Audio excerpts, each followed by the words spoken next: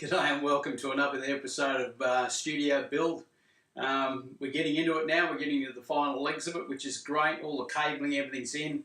For some reason, I lost some footage. I don't know what the heck happened to it, but there's a section of the basic part of the build, or the back end where the door is. There's a little bit of footage missing from there. I sort of cover it in this episode.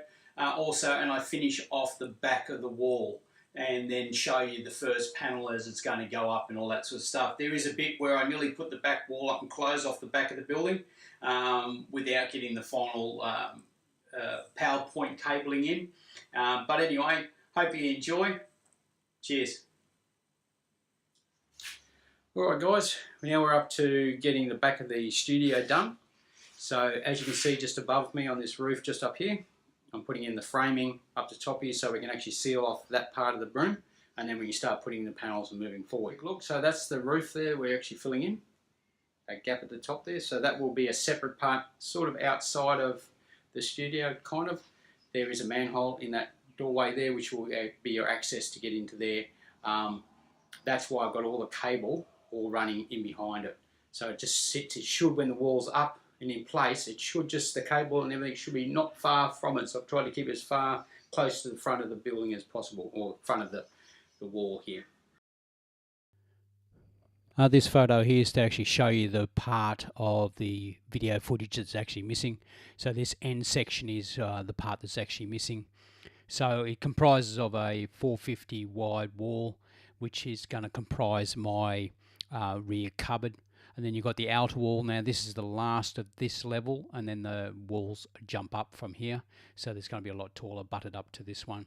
And then you've got the ceiling panel that joins up with the original ceiling that's above the sound booth.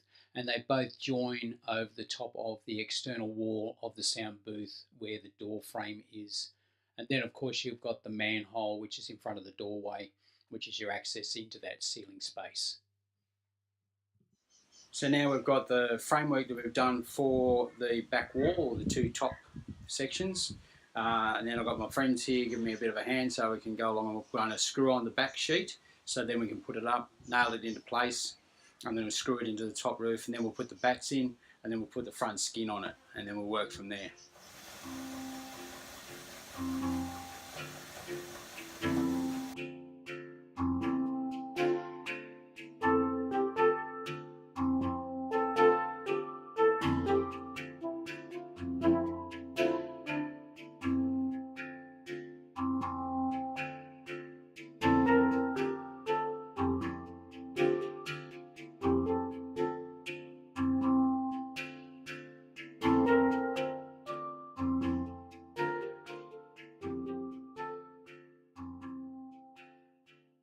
Alright, we've got the sheet in place now, but we do have a slight dog leg from my original build, which comes up in here, but we want this to come down level with this frame, so when it's actually screwed into place, so we're going to have to take a slight chunk out. So raised over here, and now he's putting the tape measure, he's marked roughly where he's going to do it. 25 mil. 25 mil, he's just measured it. He's put a couple of marks at each end, so a little dog big cut out. And that's basically the skin ready to go. He's just checking. Oh, that one's, wow. That's 30, is it? That's almost 31, 32. Okay, put 30, 32, because a little under is better than over. Right, we've got a slight angle, and he's probably going to do the end here. Probably is. So you can see a couple of pencil marks on here before we actually completely forgot. Well, I actually completely forgot about this drop that I had. I did the measurements down to that bottom of that frame, not to the very bottom, which is now another 85 mil on it. So yeah, we had to redo it. That's why we got pencil marks all over these bits of timber, because it was measured wrong. But I actually thought I might have knuckled it again, but it seems to work fine. We've got the other piece outside. We just got to cut that off. So now we just take this little dog leg out, and she's ready to go up, and that wall is finished. Sweet, bro. Yeah, great, mate, great. Great. Now, because we've got the join just beside the main noggin, we've got to add an extra piece in there so the join doesn't bow.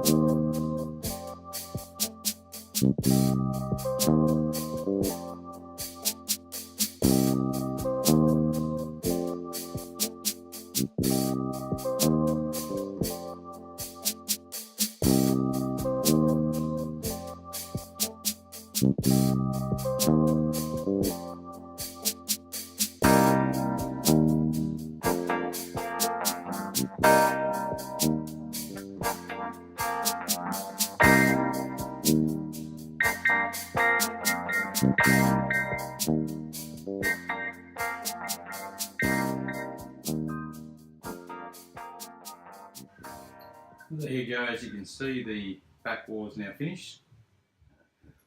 Bit of patch and painting, you know, the usual stuff. She's up. And now you can notice behind me our first wall's been put up. We did that late yesterday afternoon. So what we've done is the sheets are 2400 long by 1200 wide. So basically all you're doing is the full length of one of those sticks is 2400 long. All you're doing is knocking 70mm off the top.